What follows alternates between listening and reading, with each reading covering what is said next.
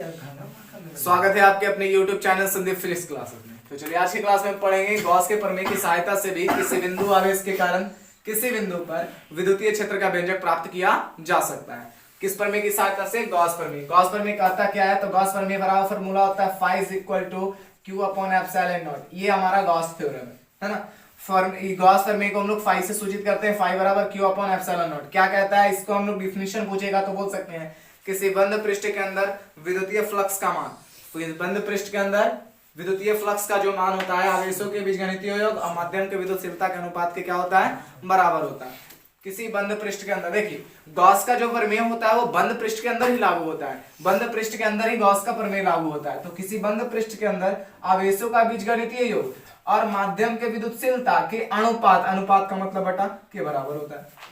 कोई दिक्कत? तो इसी प्रमेय की सहायता से हमको ज्ञात क्या करना है? जो ज्ञात करेंगे वो क्या ज्ञात करेंगे? तो जो हमें ज्ञात करना है वो हमको फॉर्मूला ज्ञात करना है is equal to 1/4 pi epsilon naught into q बटा r स्क्वायर। ये ज्ञात करना है, ये हमें निकालना है। अब कैसे निकालेंगे देखिए।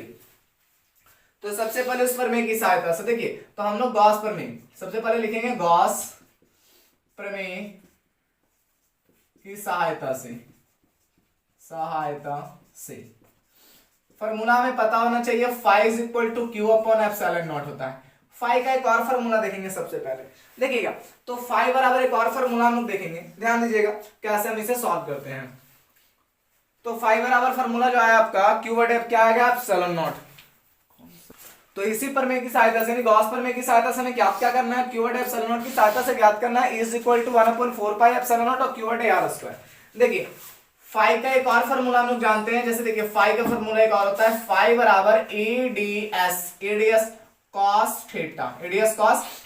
तो आप इसे समीकरण फर्स्ट मान सकते हैं, लिख सकते हैं कितना? समीकरण एक में किसका मान देने पर? फाई का मान देने पर। किसका मान देने पर? फाई का मान देने पर। तो समीकरण फर्स्ट में लोग फाई का मान देते हैं, तो हमारा आ जाएगा EDS cos theta is equal to q बटे एप्सिलॉन नॉट। सबसे पहले ध्यान दीजिए, एक डायग्राम आपको बनाकर दिखा रहे हैं। ये हमारा मान लेते हैं बंद पृष्ठ, इस वाले को मान लेते हैं यहाँ पर q आवेश उपस्थित है, डिस्टेंस यहां से मान लेते हैं r, और उसका क्षेत्रफल कितना मान लेते हैं? ds। कितना मान लेते हैं? क्षेत्रफल ds। अब यहाँ पर देखिए कितना डिग्री का कोण बन रहा है। अगर कोई रेखा रहे तब कोई कोण बनेगा।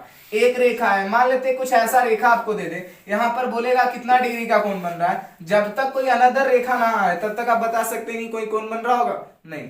यानी कहने का मतलब एक अक्षीय रूप में है, तो यहाँ पर कितना डिग्री का कोण बन रहा है? 0 डिग्री। तो यहाँ पर थीटा हम कितना कंसीडर करेंगे? 0 डिग्री के बराबर। तो यहाँ से लिख सकते हैं theta is equal to 0 degree. तो एडीएस कॉस कितना डिग्री रखेंगे? 0 डिग्री, और बराबर में क्यू अपन आ जाएगा आपका एप्सिलॉन नॉट। 0 डिग्री यानी कॉस 0 का वैल्यू 1, तो 1 से मल्टीप्लाई करेंगे तो आपका आ जाएगा एडीएस, और बराबर में क्या आ जाएगा? क्यू बटे एप्सिलॉन नॉट। यहां तक आपको समझ में आ रहा होगा।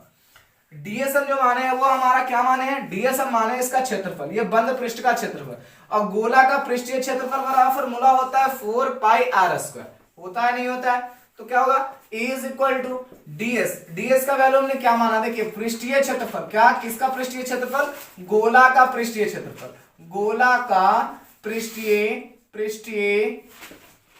क्या है? एरिया है, क्षेत्रफल है ना। फॉर्मूला होता है आपका 4 पाई r स्क्वायर। क्या होता है? 4 पाई r स्क्वायर। किसके साथ रखेंगे? एक मिनट ध्यान दीजिएगा। E है तो E इज, और उसके बाद हमारा डीएस क्या माने? क्षेत्रफल माने है ना। तो डीएस का, गोला का पृष्ठीय क्षेत्रफल डीएस की जगह पर हम लोग रख सकते हैं 4 pi r square is equal to आपका क्यू बटे क्या आ जाएगा? एप्सिलॉन नॉट आ जाएगा। हमें E का वैल्यू निकालना है। E को इधर छोड़ देंगे, मल्टीप्लाई में 4 पाई r स्क्वायर उसको उधर लेकर चलेंगे, तो क्यू बटे epsilon naught into 4 pi r square. अब क्या करेंगे? जो हमारा फॉर्मूला लाना है ये वाला है ना, अब इसे लाते हैं। देखिए ध्यान से, is equal to 1/4 pi epsilon naught को साथ में कर देते हैं, 4 pi epsilon naught into Q को हम लोग बाहर कर दिए और r स्क्वायर बचा। यही हमें लाना था। ये हमारा क्या आ गया? किसी बिंदु आवेश के कारण किसी बिंदु पर विद्युतीय क्षेत्र का व्यंजक आ गया। ठीक है, कौन प्रमेय की सहायता से? गॉस प्रमेय की सहायता से। यहां से आप एक बात ध्यान रखिएगा हमेशा कि गॉस प्रमेय जो होता है वो हमारा बंद पृष्ठ के लिए ही लागू होता है। हमने सबसे पहले एक बंद गॉसीय पृष्ठ की कल्पना किया है, जिसका कितना माने हैं? त्रिज्या r माने हैं, क्षेत्रफल ds माने हैं। ठीक है, और यहां पर जो आपका एरिया लगेगा वो गोला का पृष्ठीय क्षेत्रफल से ही कंसीडर करेंगे। तो इस तरह से हमने निकाल लिया क्या? किसी बिंदु आवेश के कारण, ये बोल सकते हैं गॉस के प्रमेय की सहायता से भी किसी बिंदु आवेश के कारण किसी बिंदु पर विद्युतीय क्षेत्र का व्यंजक निकाला जा सकता है। तो आपको यदि क्वेश्चन दे दे कि गॉस के प्रमेय की सहायता से विद्युतीय क्षेत्र का व्यंजक निकालो, तो इस प्रकार से आप इसे निकाल सकते हो बहुत आसान तरीके से।